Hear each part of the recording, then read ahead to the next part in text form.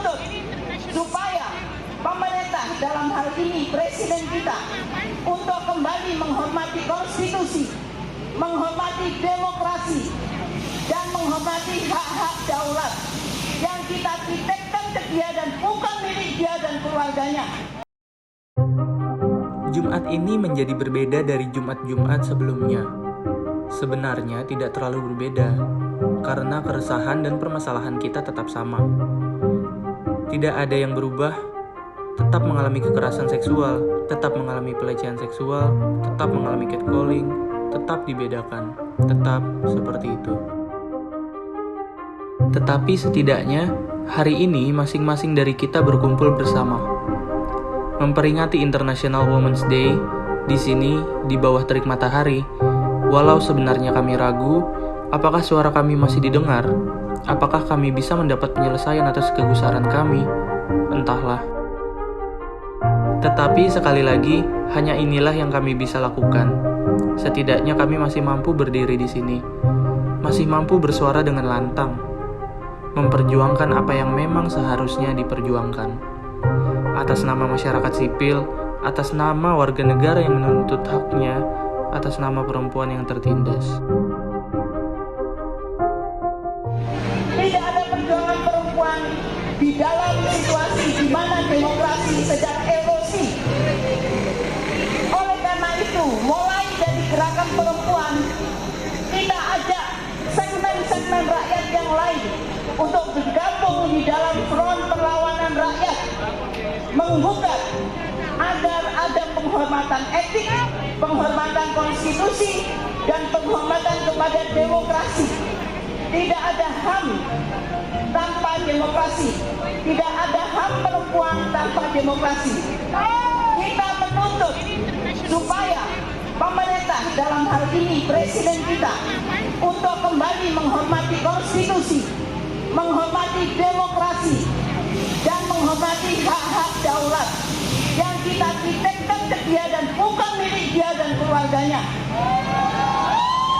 Kita meminta hormati reformasi, tegakkan demokrasi, dan biarkan NKRI abadi. Ya, sebenarnya sekarang ini kita mudah untuk belajar, mudah untuk mencari pengalaman baik internasional maupun di dalam negeri melalui Google. Nah, yang saya baca, sebenarnya Hari Perempuan Sedunia itu dirayakan ya, bukan apa namanya, bukan merupakan suatu kegiatan untuk menuntut segala sesuatu seperti yang harus dilakukan untuk kaum perempuan di Indonesia. Karena untuk di Indonesia mengenai kesetaraan antara perempuan dan laki-laki itu harus terus kita perjuangkan. Ya. Nah, itu yang membedakan antara yang internasional dengan sama yang di Indonesia. Nah, sekarang ini kita kan juga tahu ya perkembangan perjuangan kaum perempuan. Sampai sekarang mengenai undang-undang perlindungan pekerja PPRT rumah tangga ya, sampai sekarang kan juga belum disahkan. 20 tahun ya? Ya, terus kemudian bagaimana suara di dalam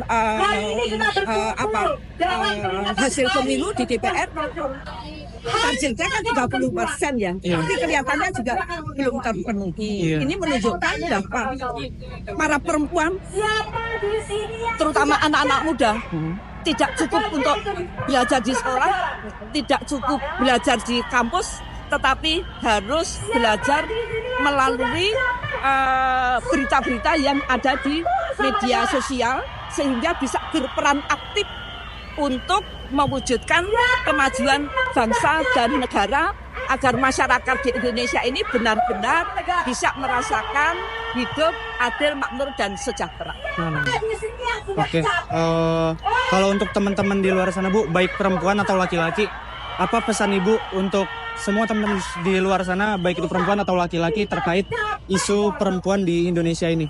Ya, sekarang ini situasi sekarang ini tidak ada bedanya dengan tahun 98 yang pada saat itu rakyat, baik anak-anak muda maupun orang-orang yang sudah tua, memperjuangkan adanya sistem pemerintahan yang demokratis,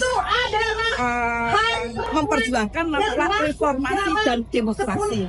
Jadi sekarang ini mestinya anak-anak muda juga harus bangkit untuk terus memperjuangkan terhadap 6 agenda reformasi, yaitu adilislah dan kroni-kroninya, berantas korupsi, kolusi, dan nepotisme. Dan sekarang ini kan korupsi, kolusi, dan nepotisme itu kan tumbuh subur. Bagaimana korupsi kita bisa mendengarkan di berbagai berita, yang dikorupsi itu adalah uang rakyat yang nyebar ke partai-partai politik. Korupsi dan nepotisme, Presiden Jokowi menggunakan kolusi dan nepotisme untuk membangun dinasti politik.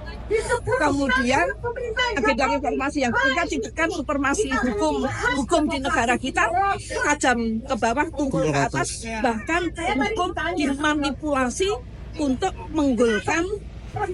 Misalnya ya, contohnya adalah menggolkan Gibran putra sulung Pak Jokowi yang belum memenuhi syarat menjadi wakil presiden, tetapi dengan memanipulasi hukum akhirnya si Gibran bisa ikut mencalonkan diri sebagai presiden. Bagaimana dengan agenda yang keempat tentang cabut di fungsi TNI Polri ya? Sekarang ini kan TNI aktif bisa menempati jabatan-jabatan di lembaga-lembaga sipil. Kemudian tentang laksanakan otonomi daerah seluas-luasnya. Sekarang ini banyak raja-raja kecil yang kena tangkap oleh KPK. Kalau KPK itu adalah anak kandung reformasi, tetapi KPK sendiri dilemahkan. Mahkamah Konstitusi yang lembaga itu adalah anak kandung reformasi juga dimanfaatkan oleh para reformis gadungan kalau menurut saya. Amandemen Undang-Undang Dasar 45 itu agenda yang ke-6, hampir saja Presiden Jokowi akan menggunakan Undang-Undang Dasar 45 dengan memperpanjang masa jabatannya sampai tahun 2027 dan atau 3 periode. Ini harusnya menggugah anak-anak muda, jangan diam, menggugah anak muda supaya kritis di dalam apa yang terjadi di sekitar.